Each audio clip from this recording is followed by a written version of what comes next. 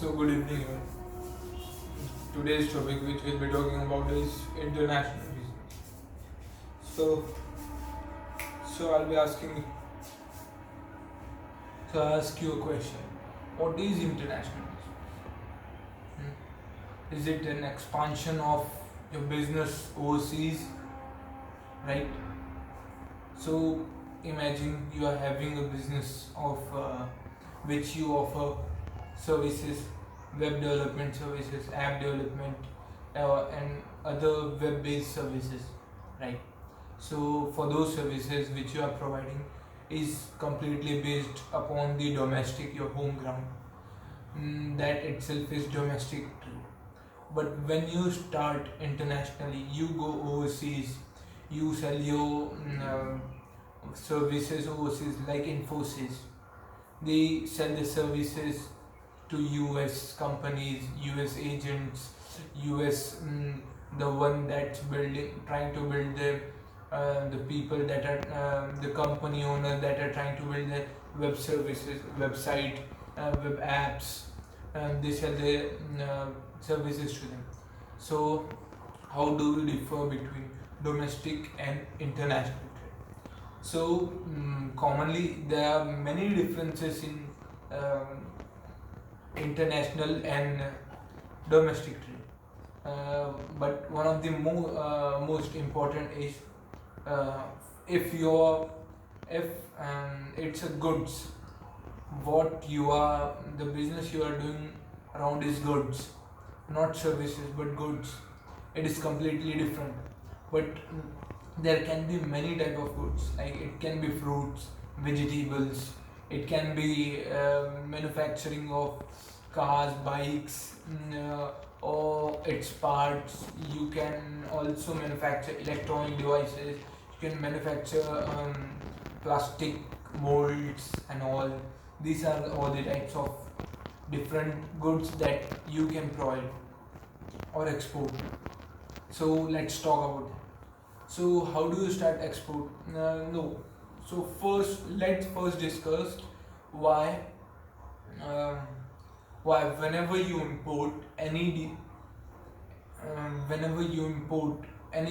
type of good from any country, they impose import duty upon us. Why? Why do our government do so?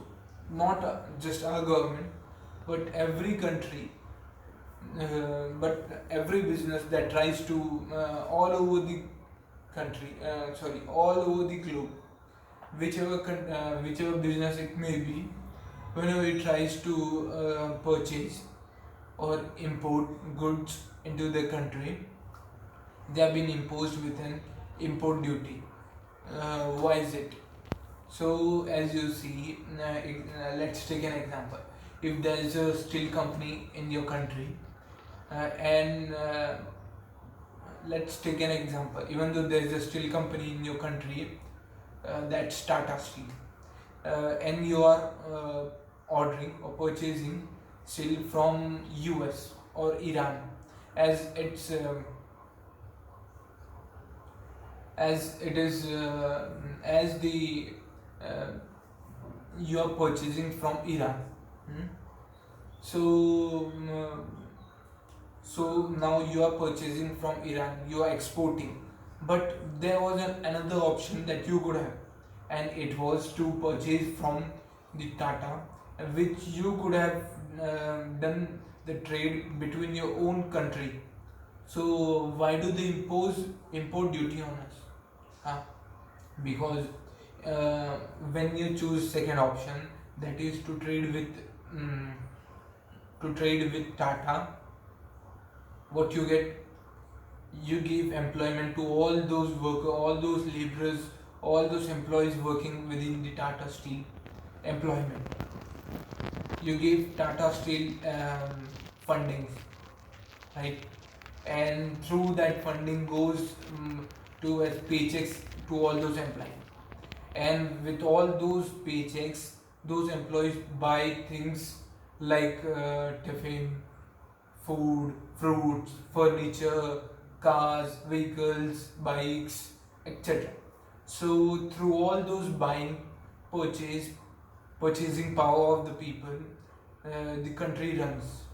Because when there's purchase within the country, when there's a booming economy within the country, that's when the country is developing, right? So if you buy from overseas, or if you import, what happens is that you don't give Tata Industry an order. So all those employees, what happens? They don't get all the money. So they get laid off because Tata doesn't have any money to give them. So they laid them off. So so they fire them. After then what happens after that is unemployment increases. After that, people doesn't have anything to do, so riots, protest increases. They don't give the government taxes. So what happens after that? The government doesn't have any money for developing the country. Basically, the government never tries to develop any country, any government, let it be, especially the Indian government. They are the kind that sucks this country dry. They are the kind that is sucking this country dry. Whatever we do, there will always be people of such kind, wherever we go. Until and unless it is a communist or a dictatorial or a military dictatorship, until these three, or a nationalist or a complete democracy is formed within this country, any forms of government is fine. But we must, like China, it can be communist, but we need a strong supporting stronghold to make our country great. So how do we do that? Is by increasing the people's education, by educating the children, the next generation, by growing the economy, that is by increasing the business manufacturing in our country, exporting our products outside, overseas, giving people employability, increasing people's purchasing power. That's how. If there's unemployment, there will be riots, there will be protest.